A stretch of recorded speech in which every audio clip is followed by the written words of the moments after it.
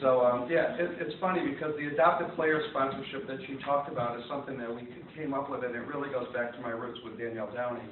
I remember a day in here where Danielle said to me, "I'm going to have to quit golf." And I said, "No, you're not, because nobody at Brook-Lea is going to have that, so let's talk." And she didn't have enough money to finish her season. And I made a few phone calls. I called some friends in Albany and Syracuse and Maryland and wherever I could find people where there was going to be a tournament, and said, "Hey, I got this player. She's a pretty good player, and she'll wear your logo all week if you give me $1,000 or $2,000. And I just started asking for money, basically. And we got Danielle's year finished. You know, it was a huge year. And as we were putting our sponsorship packages together for this tournament, we said, "Hey, this adoptive player idea is cool. Like, some companies might really want a player that wears their logo for the week. And with this Auto Financial Group, they're out of Houston. And so I was looking for someone from Texas, and I knew you were a Texas player. And I recommended her, and he said, "You know, I think we know her." And I said, "You do?" And he said, "I think we've met her before. My business partner's son dated her in 8th grade." And we didn't tell that part, but I am. So when they found out that they were going to have Shannon, they were just thrilled. And they doubled, almost tripled their sponsorship level for our tournament this year. And it's because of the relationship that they forged, not only with our tournament, but with Shannon. And I think our players, and the reason I tell that story, our players are such a great asset. And the more you meet them and talk with them, you'll love them. And we had so many Brook-Lea members down at the final tournament in Daytona last year to watch some of the ladies that stayed at their house, you know, Sir John and make it to the LPGA. And I know we had a couple who, you know, their host families were down there, and they actually finished high enough to make it to the LPGA. And, you know, that's the relationships that are getting formed here, and it's awesome. It's really great.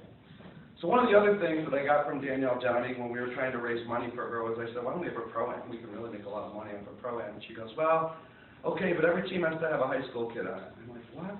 She goes, "I want every one of the teams to have a high school kid on it." She goes, "When I was in high school, I played on a boys team. I never even met a pro. I used to go over to Locust Hill and grovel for autographs on anything I had that I could get signed." And she said, "I want these girls to have something better." So 10 years ago, we started a little pro-am here at Brook-Lea. And we bring LPGA players in usually the Monday after the tournament was in town or the Sunday before, and did this pro-am. And this thing is ballooned, and so now with this tournament, one of the ways that we chose to honor Danielle was to keep her pro-am as part of tournament week. So on Monday, we actually had 28 teams and 28 high school girls got to spend a whole day with a Symetra Tour Pro right in the cart. One of the girls, and it wasn't Emily, one of the girls sent me a letter that said, "Thanks for the best day of my life." And Emily's become just our poster child for this event the last couple of years. She's a senior at Aquinas. She plays on the Mercy golf team. And she is just a wonderful, wonderful person. But I wanted Emily to come up and tell you a little bit about her experience meeting some of the players and being part of our event and how it's impacted her. Because I think one of the things we want to point out is that our local players and our local golfers are also getting a great benefit from this tournament being here and this once-in-a-lifetime experience. So Emily, why don't you come on up?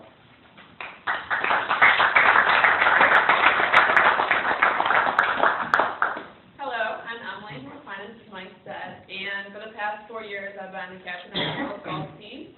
And the past 2 years I've had the opportunity to play in the Pro-Am, and I played with Madison Presto for the past 2 years. So I formed a really great friendship with her, and it's been an amazing experience. I also had the opportunity to play with Jerry Stahl, who many of you may know. He was the former Wegmans LPGA co-tournament chairman, and Ann Kerwick, who I believe is a member here still, and who's a well-respected pioneer in the golf community in Rochester. And I also played with many other sponsors from the tournament. I also caddied for Victoria Trapani last year, who was the sponsor exemption, and that was just a great time being a little caddy for her and spend 2 days with her, meet her family. And for not playing, she was experiencing some family difficulty at that time, so she didn't play golf for I don't even know how many months. Yeah, and she came out here and just had a great time. And the tournament, I think, has opened lasting doors for me, forming friendships with also Tessa. My mom's from Louisiana, and having Tessa move to Louisiana, that's like a little connection that we have, so that's great.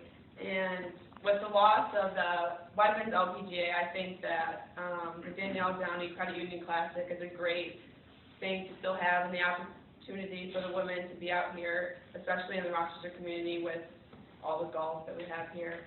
So also beginning in 2014, there was a memorial scholarship that was established in Danielle's name, and it's given to a Section 5 senior go golfer.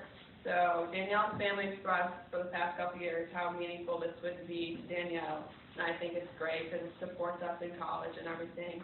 So thank you for supporting golf in the Rochester community. Thank you.